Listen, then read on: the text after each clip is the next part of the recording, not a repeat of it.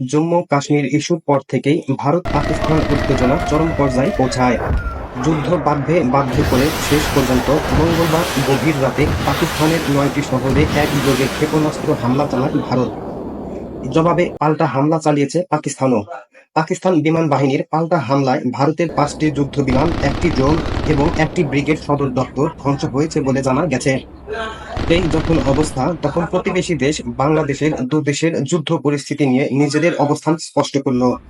বুধবার পররাষ্ট্র মন্ত্রণালয় থেকে পাঠানো এক প্রেস বিজ্ঞপ্তিতে জানানো হয়েছে, ভারত ও পাকিস্তানের ক্রমবর্ধমান পরিস্থিতি নিবিড়ভাবে পর্যবেক্ষণ করেছে বাংলাদেশ সরকার। ওই বিজ্ঞপ্তিতে দুদেশের পরিস্থিতি নিয়ে গভীর উদ্বেগ প্রকাশ এবং উভয় দেশকে শান্ত থাকার, সংযত থাকার এবং পরিস্থিতি আরও খারাপ করতে পারে এমন কোনো পদক্ষেপ নেওয়া থেকে বিরত থাকার আহ্বান জানানো হয়েছে। প্রেস বিজ্ঞপ্তিতে আরও বলা হয়েছে, আঞ্চলিক শান্তি, সমৃদ্ধি এবং স্থিতিশীলতার চেতনায় বাংলাদেশ আশা